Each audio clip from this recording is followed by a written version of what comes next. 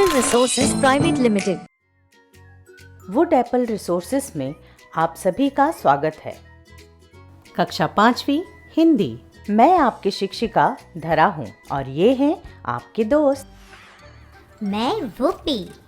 मैं एप्पी। बच्चों, आज हम पढ़ने वाले हैं पाठ 15। जानिए इसे भी। आज का विषय बहुत ही दिलचस्प है क्योंकि हम बात करने जा रहे हैं प्रतीक चिन्ह के बारे में। क्या आपने कभी सोचा है कि कैसे एक छोटा सा प्रतीक चिन्ह हमारे डिजिटल जीवन का इतना महत्वपूर्ण हिस्सा बन गया? क्या आप जानते हैं कि हर दिन कितने अरबों ईमेल भेजे जाते हैं जिनमें यह छोटा सा चिन्ह प्रयोग किया जाता है? आज हम जानेंगे इस छोटे से की बड़ी कहानी। इसका नाम तो मैंने भी सुना है, मुझे भी सुननी है इसकी कहानी। प्रतीक चिन्हों का अपना एक अलग महत्व होता है। ये हमारी पहचान को सरल और सुलभ बनाते हैं।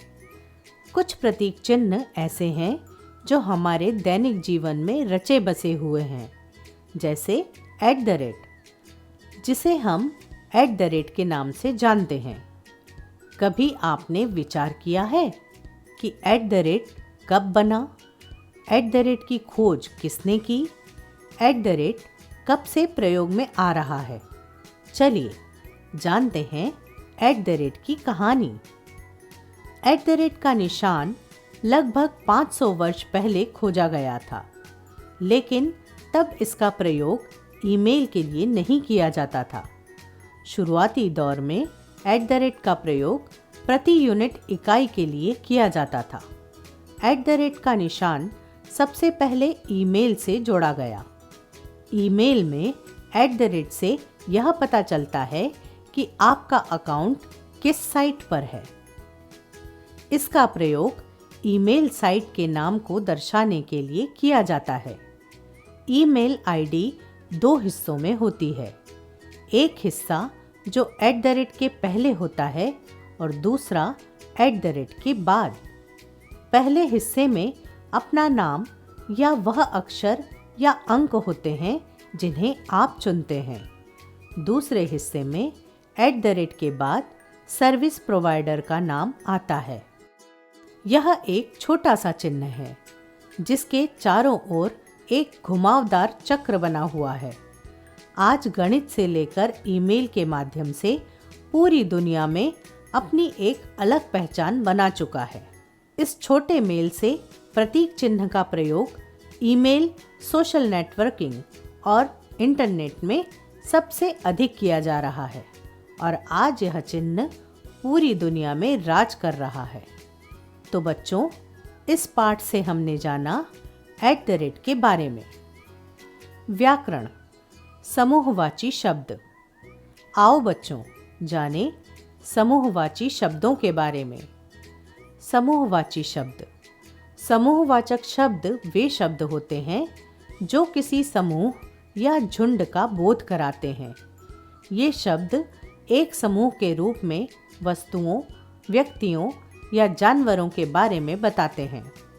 जैसे सेना शब्द एक पूरे समूह के सैनिकों को दर्शाता है, जबकि झुंड पक्षियों के समूह को। अब हम देखते हैं कि ये शब्द वाक्यों में कैसे प्रयोग होते हैं। गुलदस्ता। टेबल पर गुलदस्ता रखा है। समूह। हर कार्य हमें समूह में करना चाहिए। झुंड। मुझे हिरणों का झुंड दिखा। टोली। गायकों की टोली ने शानदार प्रस्तुति दी। सभा। विद्यार्थी प्रार्थना सभा में चले गए। अब हम जानते हैं कि किस समूह के लिए कौन सा शब्द प्रयोग करते हैं। समूह शब्द। अंगूरों का गुच्छा। लोगों की भीड़। सेना की टुकड़ी। घुड़सवारों का दल। हाथियों का झुंड। गायकों की मंडली। हथियारों का जखीरा। लकड़ियों का गट्ठर। फूलों का गुलदस्ता। पर्वतों की श्रृंखला, चोरों का गिरोह, जूतों का जोड़ा, खिलाड़ियों की टीम, भेड़ बकरियों का रेवड़, मधुमक्खियों का छत्ता, मोतियों की माला। तो बच्चों, हमने जाना समूहवाची शब्दों के बारे में। आज हम बात करेंगे समश्रुत भिन्नार्थक शब्दों की, जो सुनने और पढ़ने में एक जैसे लगते हैं, लेकिन उनके अर्थ अलग होते हैं। आइए जानते हैं कुछ उदाहरण, जैसे पूछ और पूंछ।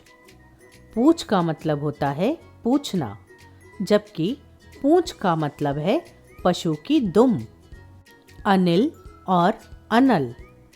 अनिल का मतलब है हवा, जबकि अनल का मतलब है आग। अचार और आचार।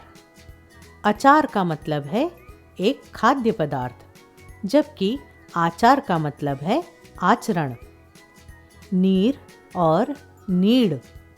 नीर का मतलब है पानी, जबकि नीड़ का मतलब है घोंसला। मैं और मैं। मैं का मतलब है अपने लिए प्रयोग, जबकि मैं का मतलब है के अंदर। और और का मतलब है तरफ, जबकि और का अर्थ है तथा या दूसरा। बेल और बैल। बेल का मतलब है लता, जबकि बैल का मतलब है पशु। पवन और पावन। पवन का मतलब है वायु, जबकि पावन का मतलब है पवित्र। आसमान और असमान। आसमान का मतलब है आकाश, जबकि असमान का मतलब है जो बराबर न हो। चिर और चीर। चिर का मतलब है पुराना, जबकि चीर का मतलब है वस्त्र। परिणाम और परिमाण।